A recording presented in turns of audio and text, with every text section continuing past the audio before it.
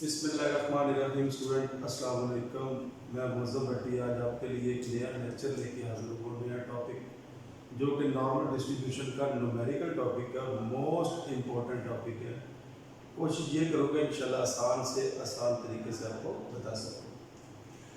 अच्छा स्टूडेंट देखिएगा कि हमने पॉपुलेशन पे और सैंपल पे वर्क करना है न्यूमेरिकली। पॉपुलेशन नंबर जो उसने दिए हुए हैं आपके एक्सरसाइज नंबर 11.2 हम डिस्कस कर रहे हैं। पॉपुलेशन नंबर उसने दिए हुए हैं 2, 4, 6, 6, 8 और 10। अब न्यूमेरिकली इसको सॉल्व करने के दो तरीके होते हैं, एक होता है विद रिप्लेसमेंट और एक होता है विदाउट रिप्लेसमेंट। बट ये जो क्वेश्चन हम सॉल्व कर रहे हैं ये हम विद रिप्लेसमेंट से कर रहे हैं। ये पॉपुलेशन नंबर दिए हुए हैं 2, 4, 6, 6, 8, 10। इन नंबर्स को डिनोट किया जाता है ग्रेटर एन से। ग्रेटर एन आपके पास होगा 6। अब क्वेश्चन में उसने कहा हुआ है कि आपके पास जो स्मॉल एन है वो 2 है। अब स्मॉल एन क्या होता है? साइज होता है, सैंपल साइज। अब सैंपल साइज आपके पास दिया हुआ है 2।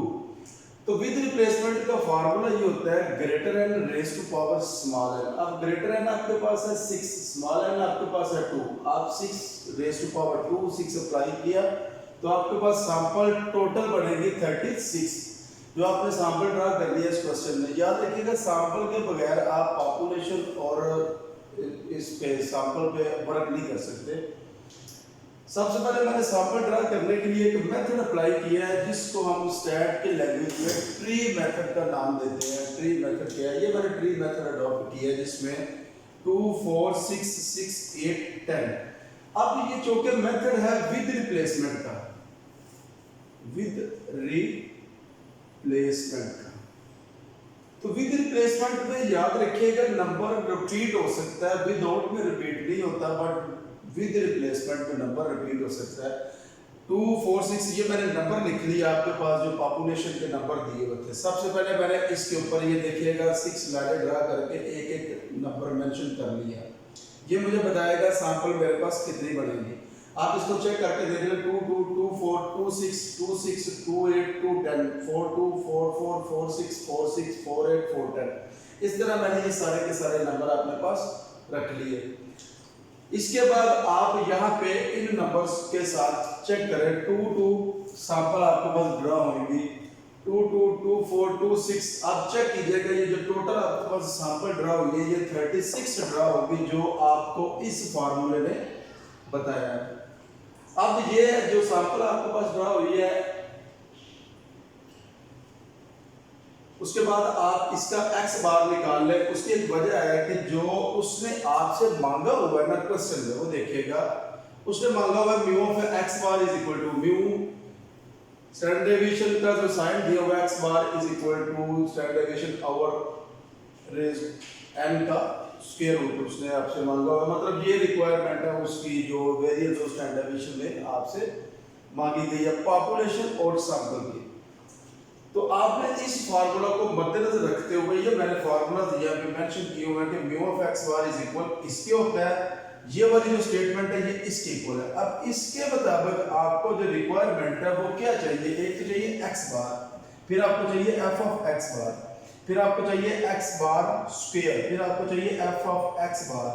तो ये मतलब इस फार्मूला के मुताबिक आपने अपनी रिक्वायरमेंट अप्लाई कर रही है। पहले आपने x बार निकाला सैंपल का, मतलब इन दोनों को ऐड करके 2 पे डिवाइड किया, आपके पास सारे का सारा x बार आ गया।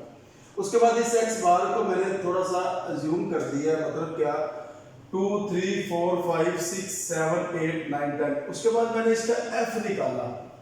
फ्रीक्वेंसी आपको पहले भी बताई जा चुकी है, जो नंबर ऑफ वर्क होता है, मतलब इसमें 2 कितनी मरतबा आया हुआ है, 3 कितनी मरतबा, 4 कितनी मरतबा, 5 कितनी मरतबा, 6 कितनी, तो जितनी मरतबा ये आपके पास आया हुआ है वो मैंने यहाँ पे मेंशन कर लिया।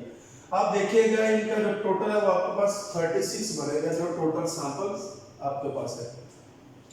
उसके बाद आपको चाहिए f ऑफ x बार, तो आपने इसको इस कॉलम से मल्टीप्लाई किया, आपके पास के लिए फॉर्म आ गई। याद रखिएगा f ऑफ x बार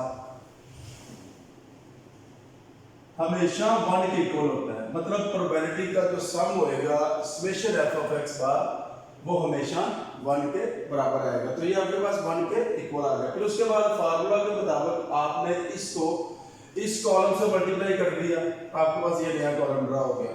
फिर आपने इस कॉलम को इस कॉलम से मल्टीप्लाई किया, नया कॉलम ड्रा हो गया। मतलब जो फार्मूला की रिक्वायरमेंट है, आपने तीनों कॉलम की यहाँ पे वैल्यूज निकाली, उनका सम निकाली है, उसको आपने फार्मूला के अंदर पुट किया, आपके पास पॉपुलेशन के आंसर आ गए। उसके बाद इसी क्वेश्चन को वेरीफाई करना होता है पॉपुलेशन और सैंपल के साथ। उसके बाद मैंने सैंपल के ऊपर वर्क करना शुरू कर दिया। ये देखिएगा जो पॉपुलेशन नंबर है वो मैंने यहाँ पे मेंशन कर ली है, क्योंकि फार्मूला के मुताबिक ये किसके इक्वल है, mu summation x over greater n. तो इसका जो सम है उसको ऊपर रखा, ग्रेटर एन आपके पास क्या है वो मैंने यहाँ पे पुट किया, मतलब ग्रेटर एन आपके पास है 6, तो यहाँ पे पुट करेंगे तो आपके पास 6 आ गया। उसके बाद आपको ये नई रिक्वायरमेंट चाहिए, इसका क्या है, summation x square over greater n minus mu whole square.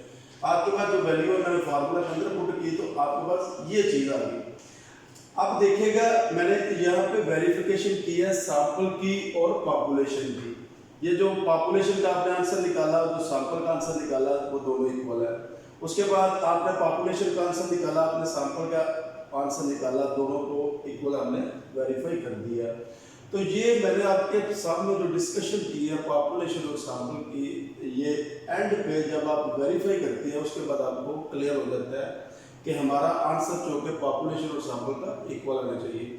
इसके साथ ही मैं आप लोगों से इजाज़त चाहता हूँ। कोशिश मैंने की है कि मैं इसको अच्छे तरीके से आपको बता सकूँ कि इसमें क्या था। उम्मीद है इंशाल्लाह आपको मेरी ये काविश अच्छी लगी है। अल्लाह हाफिज़।